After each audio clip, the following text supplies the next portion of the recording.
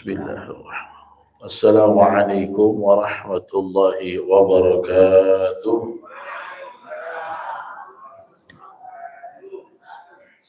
Alhamdulillahi nahmaduhu wa nasta'inuhu wa nastaghfiruh. Wa na'udzu billahi min shururi anfusina wa min sayyiati a'malina.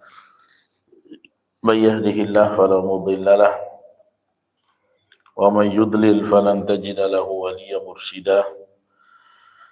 أشهد أن لا إله إلا الله وحده لا شريك له وأشهد أن سيدنا محمدا عبده ورسوله وصفيه وخليله اللهم فصل وسلم وبارك على نبينا محمد وعلى آله وصحبه أجمعين أما بعد. Bersyukur kepada Allah dengan ucapan Alhamdulillahi Rabbil Alamin. Salawat dan salam kepada baginda Rasulullah sallallahu alaihi wasallam yang mengajarkan kita segala seluk-beluk syariat, yang insyaallah pagi hari ini salah satu yang diajarkan dalam syariat yang diwariskan oleh beliau adalah tentang fikih haid, nifas, ya, haid dan nifas. Ini berkaitan dengan kaum hawa, kaum wanita yang juga diperlukan ilmunya untuk diketahui para rijal, para laki-laki, sebagai pedoman, ya, untuk mengerti tentang siklus yang dihadapi oleh wanita. Yang pertama kita membahas tentang haid, ya, atau di dalam bahasa kita menstruasi, ya. Nah, secara harfiah, ya, haid itu artinya adalah as-sailan, ya, maksudnya adalah mengalir, ya, maknanya adalah mengalir. Apa maksud mengalir?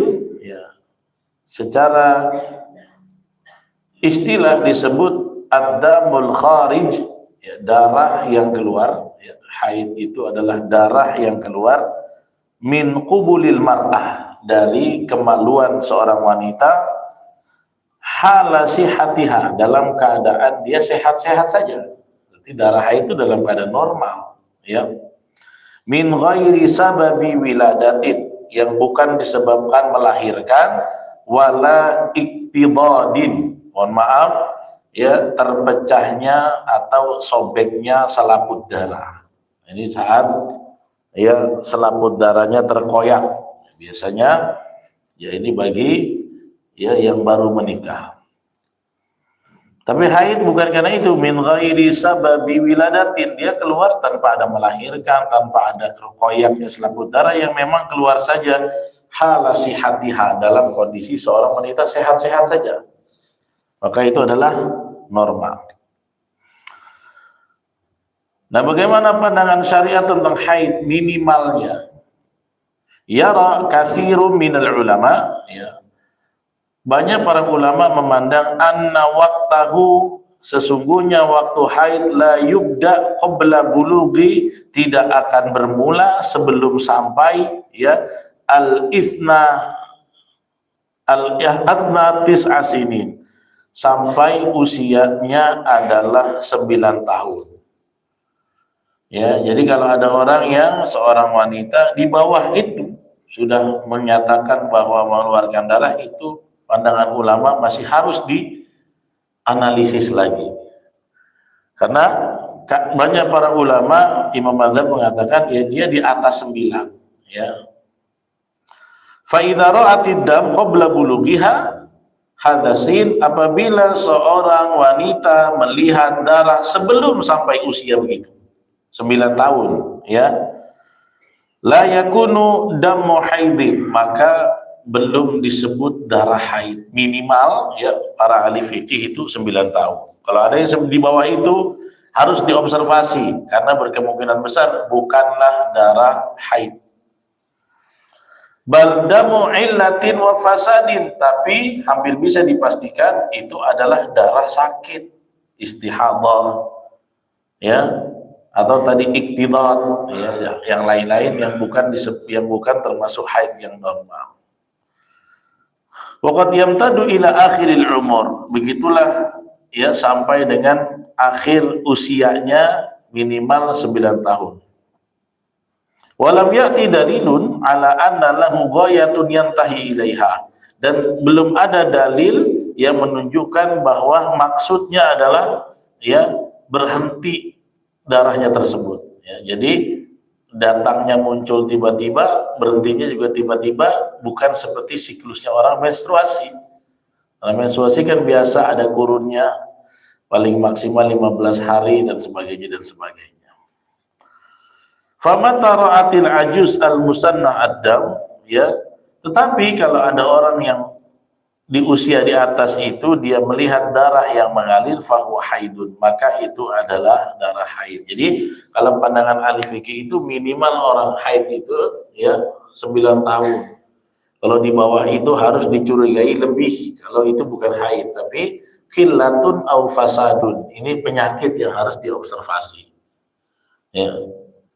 Atau mungkin ada Bapak Ibu yang pernah melihat orang haid 7 tahun? Ada yang pernah lihat? Nggak pernah, ibu nggak pernah ketemu? Ada ibu yang haidnya waktu umur ke-8? Nggak ada kan? Itu terlalu dini. Ya, makanya kalau dalam yara katsirun minal ulama, banyak ahli ilmu, para fuqaha mengatakan minimalnya 9 tahun. Di bawah itu harus diobservasi ini penyakit. Ya. Nah sekarang bagaimana syariat memandang tentang jenis haid? Ya, nanti ada namanya darah istihadah, itu beda warnanya dengan haid. Ya, istihadah ini apa? Orang biasanya menstruasinya 12 hari atau 15 hari, tiba-tiba sampai 20 hari nggak berhenti-berhenti, terus ngalir aja. Sehingga dia di hari ke-12, biasanya saya 12 hari, biasanya saya 10 hari, melewati siklus dia biasanya masih keluar. Dan itu harus dilihat dulu warna darahnya seperti apa. Kalau tidak sama dengan yang awal, agak kehitam-hitaman seperti haid, maka ini istihadah. Nah, apa pentingnya kita menyelidiki bentuk darahnya? Ya nanti kalau istihadah sudah nggak boleh lagi, nggak sholat, wajib sholat. Bagaimana? Saya pernah ketemu seorang ibu yang selalu berdarah. Selalu berdarah. Dia memang ya ada penyakit. Maka apakah kalau dia 3 tahun selalu berdarah dia nggak sholat 3 tahun? Ada fatwa yang demikian? Tidak. Maka orang yang seperti ini setiap mau waktu sholat wajib dia bersihkan, dia wudhu, dia sholat, dan sholatnya itu saat habis wudhu langsung sholat, nggak boleh ada jeda, jangan sampai ngalir lebih banyak lagi. Makanya dia nggak bisa menjaga wudhu dari zuhur ke asar, nggak bisa. Orang yang istihadah setiap mau sholat harus ulang wudhu, bersihkan wudhu, sholat cepat. Ya, bahkan kalau dia mau ada syariatnya dia bisa menjamak sholat di akhir zuhur dan di awal asar. Kalau memang dia penat sekali, ya ribet, ya udah dia akhirkan sholat karena sakitnya istihadah. Nanti dia sholat di akhir waktu sholat zuhur menjelang azan asar, dia sholat, kemudian nanti dia selesai sholat menunggu masuk asar langsung sholat lagi. Takutnya dia keletihan mempersiapkan diri karena harus membersihkan farjinya dari darah tersebut. Nah, itu perbedaannya istihadah. Kalau orang istihadah itu karena bukan darah siklus rutin, tetap wajib sholat. Ya, beda dengan haid. Nah, oleh karena itu ada beberapa ciri ya warna daripada darah haid. Dan ini berdasarkan penuturan Fatimah ya, kemudian banyak dari sahabiat di zaman Rasulullah. Yang pertama, warnanya as-sawad, hitam, cenderung kepada hitam. Nah, ini li hadisi Fatimah binti Abi Hubais. Hadisnya dari Fatimah binti Abi Hubais.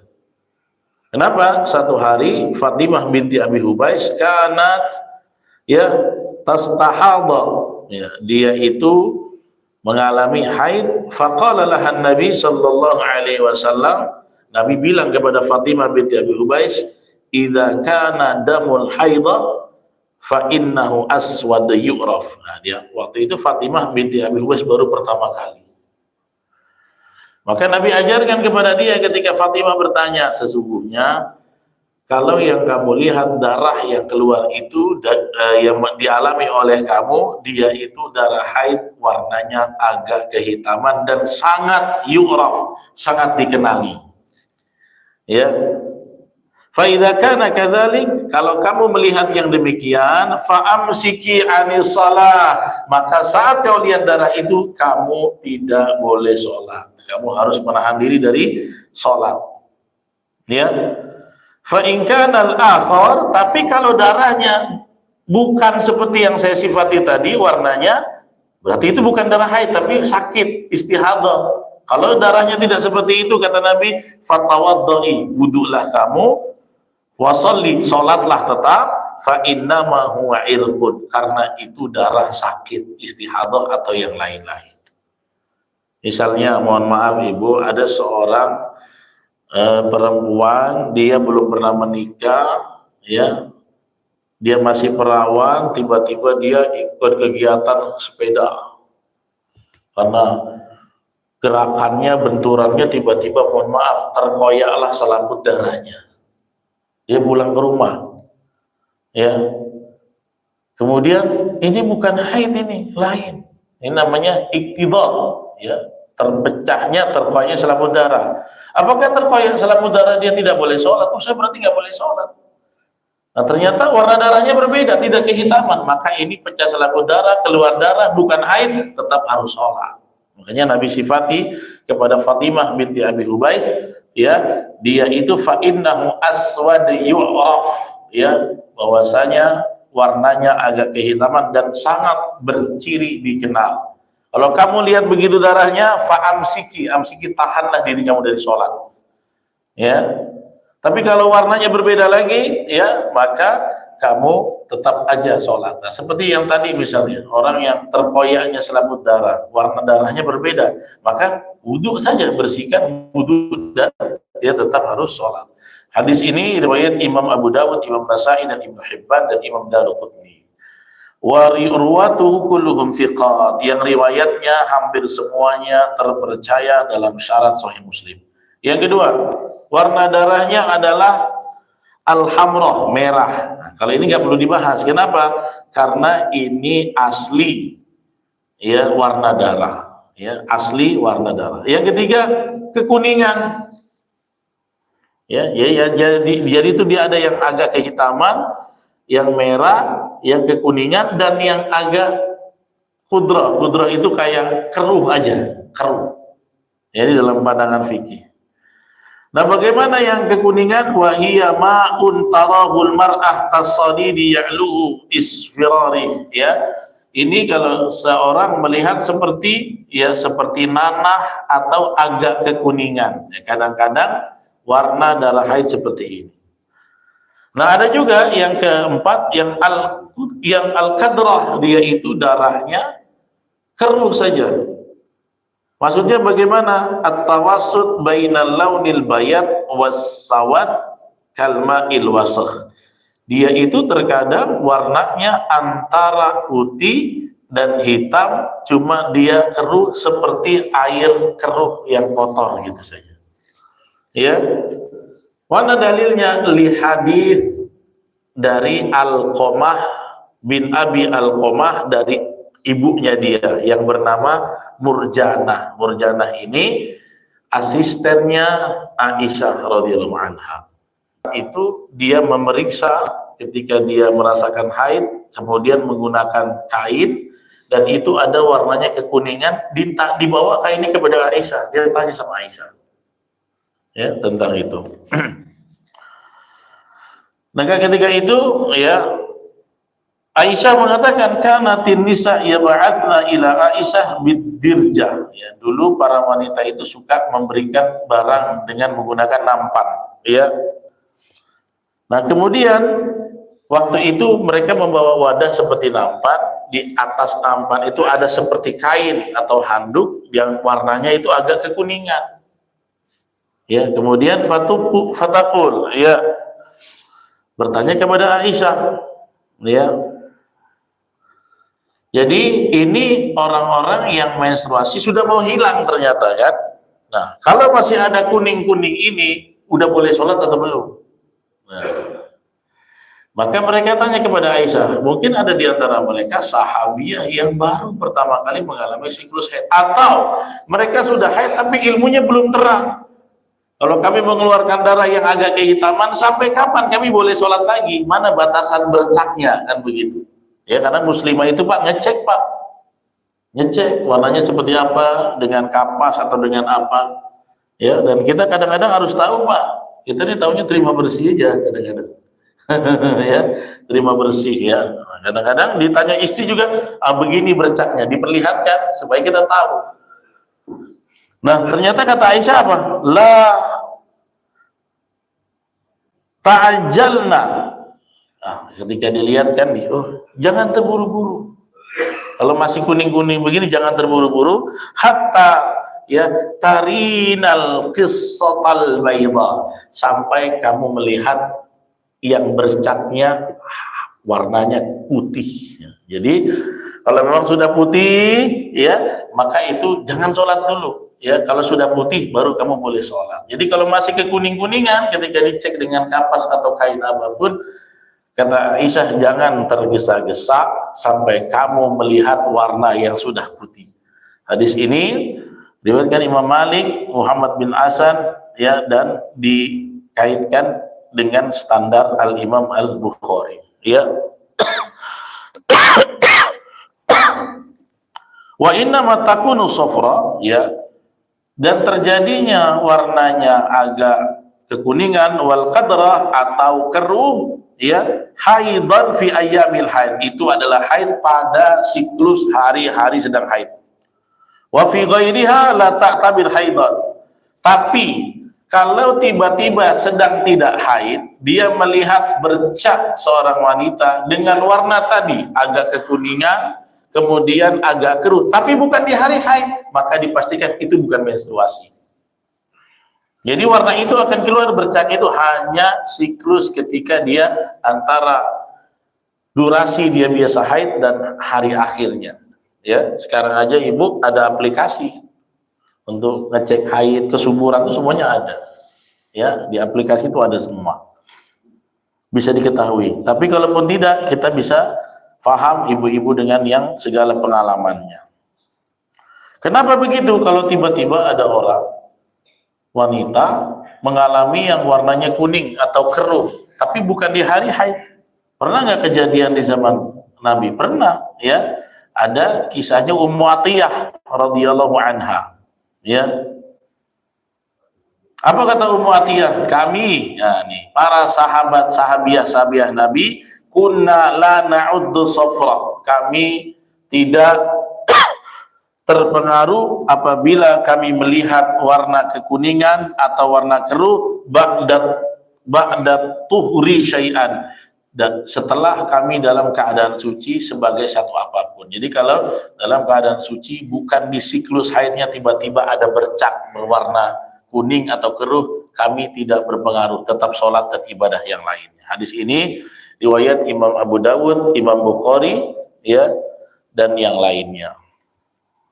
Nah sekarang berapa muddahnya? Muddah itu durasinya ya. Nah ternyata la yataqaddaru aqallul haid wala aksaruhu. Untuk haid tidak ada kadar tertentu paling sedikit maupun paling banyak, enggak ada. Ya. Jadi kalau haid itu hanya 9 hari titik, wah gitu ya, enggak bisa. Hanya 7 hari titik. Enggak ada ketentuan yang orang menetap begitu segitu terus. Karena apa? Setiap orang berbeda-beda. Hormonnya beda, hal-hal yang lainnya beda. Ya. Walam ya'ti fi takdiri muddatihi ma taqumu bihil hujjah. Kenapa? Tidak ada tentang pembatasan waktunya yang kita bisa datangkan hujah atau argumentasi secara syariat. Ya. Tsumma in kanat laha 'adah mutaqarrarah ta'mal 'alaiha. Namun kemudian kalau seseorang itu sudah punya kebiasaan, ya, dia punya siklus kebiasaan yang sudah menjadi rutinitas dia, mutaqarrar, kurikulumnya, saya kalau haid sekian dari sekian sampai sekian. Begitu bertahun-tahun, beda dengan yang lain, maka ditetapkan dengan kebiasaannya si wanita tersebut. Ya. Dalilnya dari mana? Dari Ummu Salamah radhiyallahu anha. Ya. Satu hari Ummu Salamah minta fatwanya Rasulullah. Minta fatwa kepada Nabi. Ya, fi imra'atin tuhraqud dam, ya, seorang wanita yang menemukan darah. Maka Nabi bilang apa? Ya, litanzur qadral layali wal ayyamil lati kanat ta'idihinna wa qudrahinna minasyahr. Kata Nabi, yang satu nanya nih, saya haid begini berapa lama? Iya, saya juga berapa lama. Nabi bilang, enggak bilang kamu sekian hari, enggak. Nabi bilang apa? Kalian perhatikan setiap bulan kalian haid itu durasinya biasanya berapa lama? Ya. Oh, ternyata ada yang beda-beda. Ada yang 10, ada yang 9, ada yang 11, ada yang 8, Pak. Beda-beda. Maka Nabi bilang apa? Ya, sesuaikan dengan yang biasanya kalian itu temukan. Ibu-ibu biasanya kalau haid rutin durasinya kan begitu aja ya, Bu ya. Nggak berubah-ubah banyak kan. Maka kata Nabi, lihat seperti itu. Nah, kalau di biasanya durasi kamu keluar darah, fatad'i shalah, maka jangan sholat, summa tagtasil walitastafir summa tusolli. Jangan sholat sampai dia nanti semakin bersih. Kalau sudah bersih kamu mandilah dan kamu boleh sholat. Hadis riwayat 5 rawi kecuali Imam Tirmidzi. Nah, ternyata ya dia ada mutaqarrarah, ada kebiasaan tetap yang dialami seorang wanita, maka si wanita itu mengambil durasinya sesuai dengan kebiasaan dan berbeda-beda. Karena setiap orang beda metabolismenya, beda hormonnya, beda kesehatannya. Ada orang yang stres ya, stres, kemudian keluar darahnya nggak beraturan, atau yang kecapean sangat gitu, kecapean sangat sehingga tidak beraturan. Maka Nabi menetapkan, lihat ya, qudrahunna fi kulli syahrin, setiap bulan kamu biasanya menstruasinya berapa lama. Gitu ya Bapak Ibu ya. Nah, gimana? Ngantuk? Ngantuk? Ada yang makin nyenyak nih ya. Yang makin nyenyak semoga semakin nikmat terlelap. Nggak apa-apa. Itu bisa nyenyak tidur tuh, itu rezeki dari Allah. Banyak orang yang susah tidur ya Pak ya. Cuman katanya lancar tidur kalau dengan ceramah pula. Kalau buka HP melek matanya dengan ceramah. Wah. Itu tandanya apa? Berarti kawan akrab syaitan. Setan itu gitu. Kita dibuatnya kita susah ibadah. Ya. Nah, kenapa ibadah itu ada pahalanya? Karena godaannya besar. Kalau kita baca Quran, kalau dengan ceramah, kadang-kadang ada yang bilang, aduh lagi susah tidur, buka aja ceramah YouTube. Ya. Apalagi kalau bilang buka aja Al-Quran.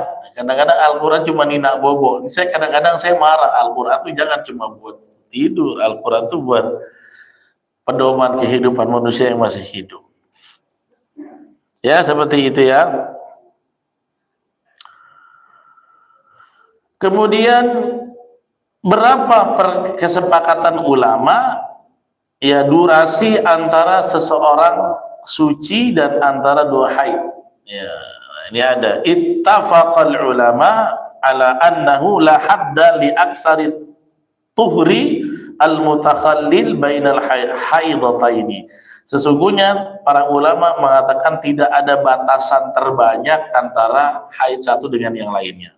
Waqtalafu fi aqallihi, ya, tapi ada yang mengatakan berselisih pendapat dalam keminimalisannya. Ya, faqudrahu ba'dhum bi 15 yauman. Tapi ya banyak, hampir satu pendapat itu mengatakan adalah 15 hari. Ya, itu kalau sudah ada ya, wa dhahaba fariqum minhum ila annahu 13. Ada juga ulama yang mengatakan sampai 13, antara 13 dan 15 hari. Wal haqu, tetapi yang benar, yang faktanya annahu lam ya'ti fi taqdiri aqallihi dalilun yanhidu lil ihtijaj bihi.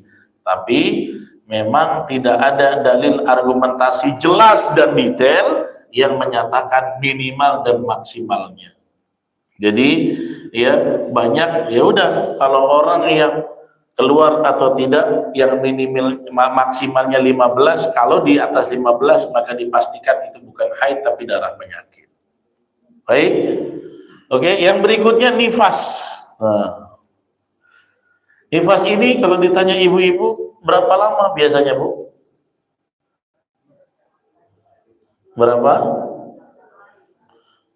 40 hari maksimal. Minimal. Nah, ini saya pernah baca ya, supaya Bapak Ibu tahu bahwasanya Fatimah ya binti Muhammad, keistimewaannya. Ya, jadi dari hal-hal inilah ternyata ada orang yang nifasnya ketika lahir nggak ada lagi darah, ya udah habis besoknya. Nah, maka kita harus tahu. Ya. Nah, pertama ta'rifnya, nifas itu apa artinya? Huwa damul kharij, darah yang keluar min qubulil mar'ah, dari kemaluan seorang wanita, bisa babil wiladah, yang disebabkan melahirkan. Wa in kana maulud saqitan, walaupun melahirkannya sesaat. Gitu ya, darah yang keluar. Nah, ternyata lahad dali aqallin nifas, tidak ada yang paling sedikit. Kenapa? Karena pernah terjadi lahadhah, sekejap saja melahirkan, hilang langsung. Lahadhah. Ya. Atau waladat wa qata adamaha aqbal wilada, baru melahirkan, darahnya keluar langsung habis, atau enggak ada darah seperti Fatimah binti Nabi Muhammad sallallahu alaihi wasallam. Enggak ada sama sekali.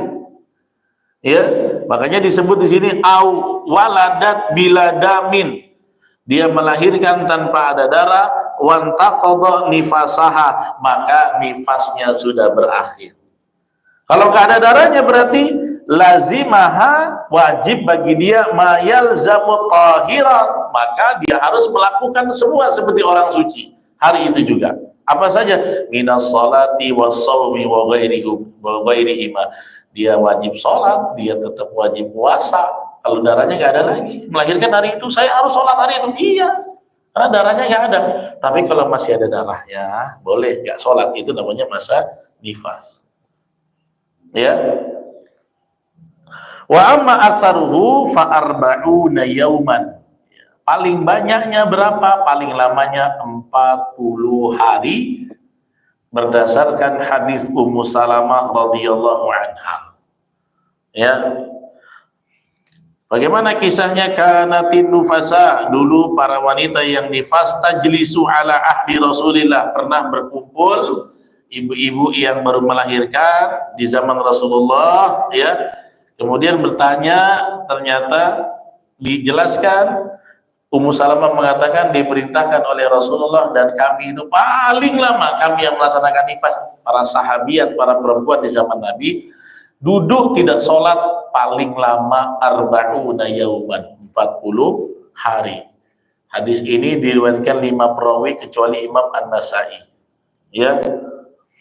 Nah gitu. Akhirnya kata Imam Tirmidzi begini, qad ajma'a ahlul ilmi, telah sepakat semua ahli ilmu min ashabin Nabi, di antara sahabat Rasulullah, ya, wa tabi'in, bahkan zaman tabi'in, ya, wa man ba'dahum, dan setelahnya. Jadi sahabat Nabi, tabi'in dan tabi'ut tabi'in sepakat ala anna nufasa, sesungguhnya orang yang nifas tada'is sholat, dia tidak melaksanakan sholat arba'ina yauman, ya, selama 40 hari, illa, kecuali antara at-tuhru qabla dzalik, dia melihat sudah bersih sebelum 40. Kalau ibu ternyata 15 hari sudah bersih, ya sudah. Tapi kalau masih terus begitu, ya, kalau sudah melihat tanda-tanda bersih, fa innaha tagtasil wa tusalli, dia boleh bersihkan, dia mandi dan dia sholat. Fa in ra'atid dam ba'da arba'in, sekarang bagaimana kalau wanita itu setelah lahir dia lihat darahnya lebih 40 hari, udah 40 hari nggak sholat, ya, tapi masih ada darahnya, Ya, di sini disebutkan fa inna aktsar ahlal ilmi qalu, ya, para ahli fikih mengatakan kalau dia masih melihat darah pasca lewat 40 hari la tad'i shalah ba'dal arba'in. Tidak boleh lagi enggak sholat setelah 40, itu sudah maksimal. Kalau masih ada darah itu bisa diobservasi kemungkinan bukan darah nifas lagi tapi istihadah atau penyakit, maka dia tidak boleh tidak sholat. Di hari ke-41 dia sudah harus sholat walaupun masih ada darahnya. Ini maksimalnya. Ya, terakhir, apa saja yang tidak boleh dilakukan orang haid dan nifas? Nah, ya. Nah, ternyata orang haid, nifas, junub itu sama. Ya. Apa yang tidak boleh dilakukannya? Ya. Apa saja? Maka ada beberapa perkara. Yang pertama, puasa. Ya, fala yahillu lil haid wan nufasa antasum. Tidak dihalalkan bagi orang haid atau nifas atau junub untuk berpuasa. Ternyata di sini, ya, kalau puasa boleh nggak? Boleh. Jadi kalau ibu bapak lagi junub puasa boleh tidak? Boleh, boleh. Ya. Bagaimana kalau dalam keadaan fa'in somat layat aqdisi yamaha? Mohon maaf ya.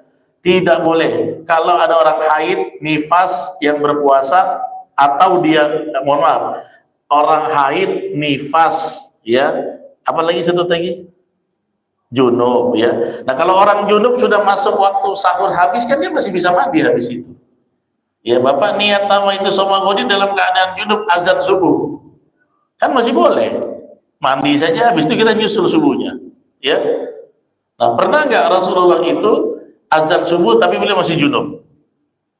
Pernah nggak? Pernah nggak baca hadisnya? Pernah. Ya. Jadi pernah satu hari Rasulullah itu sudah azan subuh tapi beliau masih junub. Lantas apa yang dilakukan? Mandi. Mandi kemudian sholat. Ya. Nah, orang yang haid dan nifas tidak diperbolehkan puasa. Ya. Fa in shaman la yanaqdi siyamaha. Kalau ada orang lagi haid, lagi nifas, paksakan dia mau puasa, maka tidak diakui oleh syariat. Wa waqa'a batilan, puasanya batil. Ya. Wa yajibu 'alaiha qada, maka wajib bagi dia mengqada ma fataha min ayyamil haid. Berapa puasa yang batal yang tidak bisa dilakukan pada hari-hari haid atau hari-hari nifasnya fi syahri Ramadan, di bulan Ramadan.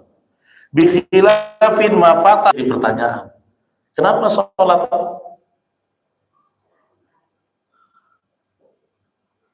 Ada bunyi apa tuh? Di mana bunyi itu? Ada bunyi, kayak kira bunyi kamera. Tapi mengganti sholat. Ya, tetapi tidak mengganti sholat. Apalagi dia di bulan Ramadan. Ternyata begini Bapak Ibu. Karena di bulan Ramadan itu kan setahun sekali. Ya, dia itu kalau kehilangan tidak melakukannya, maka dia tidak bisa mengulang dalam waktu kapanpun. Tapi kalau sholat, dia tidak sholat saat itu, dia setelah bersih sholat terus menerus setiap hari. Itulah perbedaannya. Ya, makanya di sini dikatakan fa innahu la yajibu 'alaiha qada'uhu daf'an lil masyaqqah. Kenapa demikian? Kenapa sholat tidak harus diganti? Ini justru membuat wanita itu lebih ringan bebannya. Saat dia harus, wanita itu dalam keadaan haid, ya sakit senggugut ya Bu namanya ya, suka senggugut, menderita, yang penderitaan ini tidak dialami laki-laki. Saat itu dia tidak diwajibkan lagi melaksanakan sholat, dan ini keringanan buat para wanita, dan Allah sangat paham itu.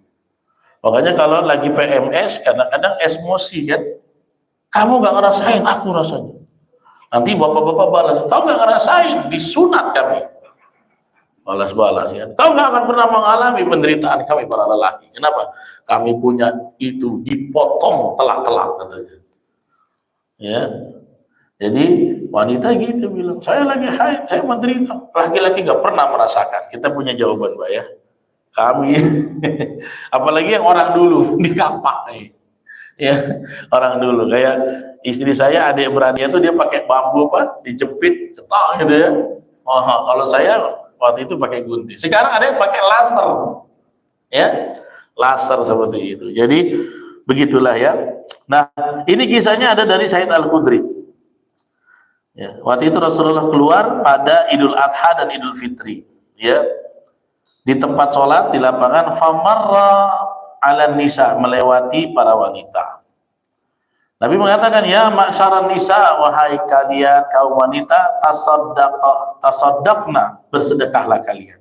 Fa inna ra'aitukunna aktsara ahlin nar, karena aku pernah melihat ketika masuk neraka banyak juga di antara kalian yang masuk neraka. Maka para wanita mengatakan, walima ya Rasulullah, kenapa kami wanita banyak yang terjebak? Ya, Nabi mengatakan, tukfirnal la'an, kalian suka banyak mencerca. Hanya ibu-ibu sini kalau nggak masuk, ibu sini adanya nanti Nabi lihat di surga. Yang masuk neraka siapa? Yang sering melaknat. Ternyata memang raja-raja gibah itu adalah para, betul nggak? Sekarang yang lagi ribut skincare laki-laki atau perempuan? Ya, itu memang salah satu godaannya. Ya. Kemudian apa yang kedua? Kata Nabi, wa takfurnal ashir, kalian kadang-kadang sering kali ya melupakan kebaikan suami. Gitu. Jadi kebanyakan yang masuk neraka itu dua, suka melaknat orang, ya, dan yang satu lagi adalah suka kufur terhadap nikmat dari suami. Ada yang begitu, misalnya begini contoh ya, contoh. Saya pernah dikonsultasi seorang istri, sudah nggak suka lagi sama suaminya, beginilah mau gugat cerai di pengadilan agama. Bilangnya begini, saya Ustaz, hidup sama dia nggak pernah bahagia. Aku kan pikir-pikir dulu kan, ini orang lagi emosi nih. Jadi waktu nikah pertama tuh nggak bahagia. Waktu malam pertama tuh jalan-jalan, habis itu besok bulan madu gak bahagia, honeymoon. Itu kan nikmat yang harusnya jangan dipungkiri. Ya, kecuali dibilang saya ingin cerai karena dia sekarang jahat, Ustaz. Dia berubah, itu baru proporsional. Kalau bilang gak pernah bahagia, dulu status dia awal-awal nikah, aku tengok senyum lebar, jalan-jalan pulang, honeymoon di Bintan. Ya, tapi sekarang gak pernah bahagia. Itulah termasuk ya yang pernah asih. Jadi jangan pernah bilang. Sama juga, laki-laki jangan begitu. Saya nikah sama dia nggak pernah merasakan dilayani. Ya, mungkin di awal iya, tapi di belakang ada kesenjangan komunikasi. Tapi kita tidak boleh mengingkari kebaikan keluarga, nggak boleh. Yang baik, yang senang-senang. Kalau memang yang namanya mungkin gagal merawat cinta, cintanya gagal dirawat. Harus kandas, tidak berjodoh lagi, tapi tidak boleh menghilangkan yang dulu-dulu yang telah kita torehkan manis bersama. Jadi itu yang membuatnya ya. Kemudian Nabi bilang, ma ra'aitu min naqisatil aqli wa dini adhaba lil lubbi ar-rajul al-hazim min ihdakunna. Kata Nabi, tidaklah aku melihat kalian itu ya punya kekurangan akal dan agama. Makanya Nabi bilang wanita ini harus dijaga baik-baik karena ada kelemahan dibanding laki-laki secara akal dan agama. Jadi jangan dikira ketika Nabi bilang begini wanita diam aja, Bu. Nanya juga sama Rasulullah. Nanyanya apa? Apa kurangnya kami? Wa man nuqsani aklina wa dinina ya Rasulullah. Maksudnya kami kurang akal dan kurang agama gimana? Nanya di zaman Nabi. Ya. Maka Nabi bilang, ya, Nabi bilang, alaisa syahadatal mar'ah mislu nisfi syahadatal rajul. Bukanlah dalam utang piutang kesaksian satu wanita itu seperti setengahnya laki-laki. Jadi kalau lagi utang piutang, saksi wanita harus berapa orang, Pak? 2. Jadi kalau laki-laki kita mau utang piutang, saksinya satu-satu. Satu pihak, satu saksi. Tapi kalau satu sisa bukan laki-laki, dia harus 2. Maka ya satu wanita seperti setengahnya laki-laki. Kata wanita saya, oh iya benar ya Rasulullah. Kemudian Nabi bilang, itulah kekurangan akalnya. Ya, kekurangan akalnya adalah wanita ini sangat mudah bergoyang. Yang kedua, alaysa idza hadat lam tusalli wa lam tasum, bukankah kalau wanita sedang haid dia tidak sholat dan tidak puasa? Ya, kata para wanita saya itu, bala, benar ya Rasulullah. Kata beliau, fadzalika nuqsanu diniha, itulah kekurangan agamanya. Tapi laki-laki selalu sholat, selalu puasa. Walaupun di sebagian waktu ya ini memang beban penderitaan bagi kami. Ya, kadang-kadang kan ada laki-laki yang begini, suami bilang sama istrinya, kamu mah enak lagi gak sholat. Jangan bilang enaknya, coba kau sakit perutnya kau rasakan. Iya Bu, Pak, kadang-kadang ya, mungkin ibu-ibu yang tahu ya, saya karena gak pernah jadi ibu-ibu. Kalau dibanding kekuatan tubuh menahan sakit, katanya lah wanita lebih kuat daripada laki-laki. Betul nggak tuh? Laki-laki kalau suruh melahirkan nangis darah dia Bu. Sakit gitu ya. Operasi itu kalau kau tahu betapa susah ngedennya, ya luar biasa. Saya 2 hari lalu operasi cabut gigi bungsu. Itu aja udah menjerit-jerit juga. Ya, gigi bungsu saya sungsang, cabutnya wah, retak, karena masih keras ya, ini masih bengkak nih. Ya, hari Kamis saya ceramah maghrib darahnya keluar, berhenti ceramah, karena pas saya ceramah. Wanita harus luar biasa, ada yang harus dibelek perut karena sesar, makanya wanita itu mati syahid kalau dia melahirkan dan meninggal dunia. Ya, pengorbanannya luar biasa. Ya, yang kedua tidak boleh melakukan apa? Hubungan suami istri. Ya, ketika haid atau nifas. Sampai kapan? Nanti lagi kita lanjutkan. Kita berdenyut juga nih. Nanti kita lanjut ya. Kita berdenyut ya. Hari ini ada 4 ceramah. Ya, pagi-pagi ada lagi di Travel Musafir. Ya, tentang seminar umroh. Baik, ada pertanyaan silakan. Assalamualaikum warahmatullahi wabarakatuh. Waalaikumsalam warahmatullahi wabarakatuh. Silakan Bu Sandra. Yang saya ingin tanyakan mengenai persoalan tadi yang bisa, apakah seorang perempuan itu waktu halangan itu boleh membaca Al-Quran? Karena ya, di sini sekarang kan ada banyak aplikasi. Terus apakah boleh membaca Al-Quran juga yang ada tafsirnya, bukan Al-Qurannya? Terus Ustaz, kita kan tadi halangan di bulan puasa nih, pakai itu juga membayar ya juga yang bagi wanita. Terus yang ketiganya, terus kalau kita halangan wanita halangan sekarang ini kan sudah banyak segala sesuatu yang modern itu, maka tidak boleh pergi ke masjid. Katanya kalau bisa mengatasinya boleh pergi ke masjid atau di lantai saja atau di pintu saja, karena banyak teman-teman saya kalau halangan mereka ke pintu saja, itu saja dosa. Assalamualaikum warahmatullahi wabarakatuh. Waalaikumsalam. Ya, di dalam kitab fikih ini yang dilarang itu memang cuma 2. Puasa dan hubungan biologis. Ya. Hubungan biologis itu pun secara detail ya terjadinya pertemuan 2 farji. Karena kalau hubungan fisik suami istri lagi haid pun boleh. Hubungan fisik selain di farji ya, selain di farji boleh. Maka selain perkara itu banyak pembahasan para ulama dan kelonggaran. Ya. Yang pertama, wanita itu dilarang memegang mushaf menurut kesepakatan para ulama. Ya.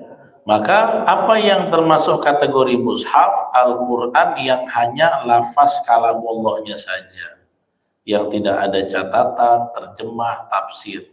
Kalau yang sudah ada, ya kenapa? Kalau yang sudah ada tulisan bubuhan lain selain ayat itu sudah tidak disebut mushaf lagi. Kenapa begitu? Kenapa sakralitasnya berbeda? Memang para ulama ingin agar Al-Quran itu lafaznya yang murni mushaf, jangan ada tambahan tangan manusia. Karena terjemahan bisa saja salah terjemah, bisa aja tambah 1 kata kan? Ya mushaf asli supaya original. Maka larangan membaca dan Al-Quran sama sekali ada hadisnya. Ya, hadisnya dari Imam Asy-Syafi'i. La yaqra syai'an minal Quran al-haid wal junub. Jangan baca apapun Al-Quran orang yang haid dan junub. Hadisnya dhaif. Hadisnya lemah. Ada hadisnya tapi hadisnya lemah. Hadis lemah boleh dipakai tidak? Boleh enggak? Hadis lemah, hadis dhaif boleh dipakai tapi dalam fadhail bukan dalam hukum.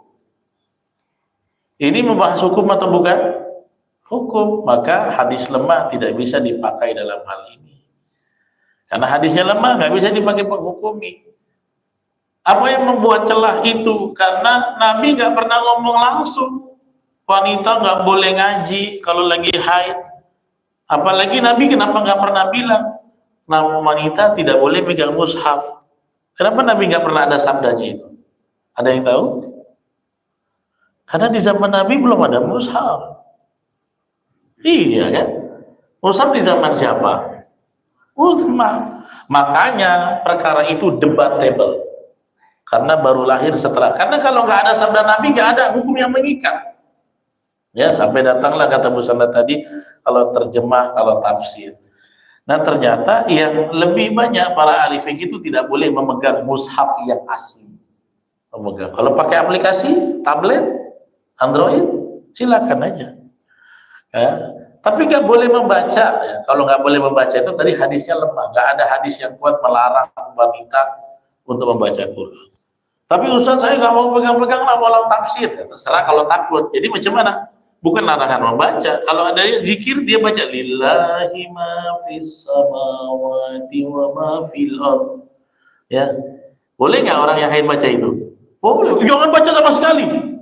Berarti dia seminggu lupa sama Allah. Dia nggak kenal firman Allah Quran. Masa begitu? Ya. Jadi dibolehkan. Ya. Yang kedua, bagaimana tentang datang ke masjid? Ya. Apakah secara mutlak orang yang junub dan haid tidak boleh ke masjid? Nabi boleh, ya. Nabi mengatakan boleh. Yang tidak boleh itu adalah al-mukthu. Apa itu al-mukthu? Menetap lama. Bi ghairi hajatin, tanpa hajat. Ya, mau kemana? Ya, ke masjid aja, duduk-duduk, ngobrol. Tak ada hajat. Tapi kalau ke taklim, hajat atau bukan? Hajat. Tapi setelah taklim selesai, langsung balik. Rumpi-rumpinya itu yang nggak hajat. Jadi kalau ada wanita haid dan dia sudah pakai pengaman sekarang sudah luar biasa. Ada yang sayap kanan, sayap kiri, sayap depan belakang. Lama-lama terbang dia. Ya, sudah mau 6:30 nih. Ya Allah ya Rabbi. Ya, akhirnya bagaimana? Dia diperbolehkan. Tapi hanya dalam keperluan saja, taklim. Oh, kita mau rapat membahas piknik, saya lagi ini, saya pulang. Saya cuma mau dengar ceramahnya, taklimnya saja. Jadi diperbolehkan. Dan dipastikan memiliki pengaman yang cukup. Dan zaman sekarang rasanya tidak perlu jadi kendala. Oh, ada itu ibu-ibu kita nggak mampu beli pengaman. Nanti orang masjid siap patungan untuk bantuin. Gitu ya. Jadi begitu Bu Sandra, diperbolehkan, silakan. Ya, bagaimana kalau ada seorang wanita haid, dia guru TPQ coba. Guru TPQ, berarti murid libur semua, ibu lagi haid. Berarti kata muridnya senang, kita ngaji di situ aja. Kenapa? Sebulan sekali pasti libur 7 hari katanya. Maka tetap diperbolehkan. Pakainya apa? Pakai yang terjemah itu ya, ada terjemah. Atau lebih aman lagi, pakai aja aplikasi. Gitu. Saya kalau ngisi nggak bisa bawa kitab saya pindahin semua ke sini karena repot kalau saya bawa terus. Tadi malam tafsir Ibnu Katsir segini, ya. Pagi ini fikih sunnah segini, ya. Nanti malam Riyadhus Shalihin penuh mobil saya. Gimana caranya? Saya rangkum semua di sini, di tablet, di iPad supaya lebih mudah. Nah, ibu-ibu bisa pakai itu atau pakai Quran Android ya, bisa digunakan. Itu Bu Sandra ya. Yang ketiga tadi apa? Udah kan? Oh, bayar fidyah nggak usah, ya.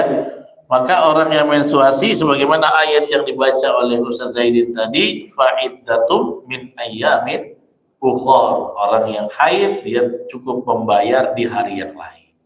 Ya.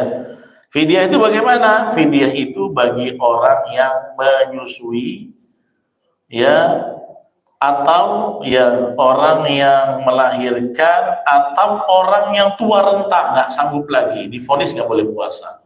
Ya, saya pernah Ya, pokoknya yang bayar fidyah saja nih orang yang sakit dan kemungkinan balik sembuhnya susah.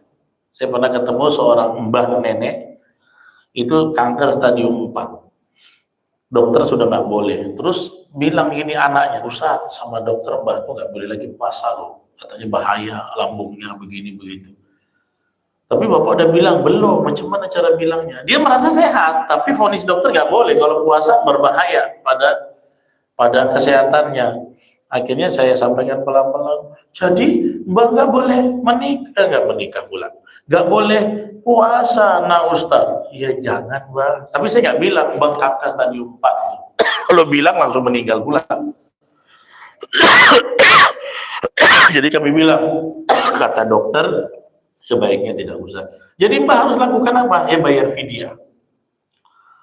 Harus bayar nggak? Qadha. Fidyah dan qadha. Karena ada orang yang menyusui harus fidyah dan qadha. Saya bilang ya mbak nggak, bayar fidyah aja. Berapa banyak? 1 sok gitu ya. Nah pertanyaannya kalau orang yang seperti tadi sudah tua renta sakit, dia apakah dia harus fidyah dan qadha? Ya susah. Bagaimana mau qadha? Umur segitu aja udah kanker stadium 4. Pasti tahun depan akan lebih menurun. Maka orang yang seperti ini selamanya bayar fidyah. Seperti siapa? Sahabat Anas bin Malik. Anas bin Malik itu umurnya panjang sampai 100 tahun. Makanya dia hidup di zaman Nabi, Abu Bakar, Umar, Utsman, Ali, dan setelah meninggal semua masih hidup Anas. Umurnya 100 tahun. Nah setiap masuk bulan puasa dia nggak bisa puasa. Anas bin Malik sudah sepuh. Akhirnya gimana? Dia undang ya orang-orang miskin makan di rumahnya 30 porsi. Ya kan? Itulah dia bayar fidyah dengan memberikan makanan. Dia masak apa? Gulai daging, pakai roti, diundang orang. Boleh bayar fidyah sekalian. Di awal boleh. Dia undang 30 orang fakir makan sampai kenyang di rumahnya. Itu dia mau bayar fidyah. Itu ya, ini udah terang nih. Keenakan ini, kalau tablik akbar kayak Ustaz saya kemarin enak lah, ini kan sama saya ketemu terus hari Sabtu. Cukup? Ada lagi yang penasaran? Nanti kita bahas termasuk yang kedua, larangan melakukan hubungan suami istri. Hubungannya hubungan apa dulu? Nah, kalau mohon maaf ya, cumbu-cumbu boleh nggak?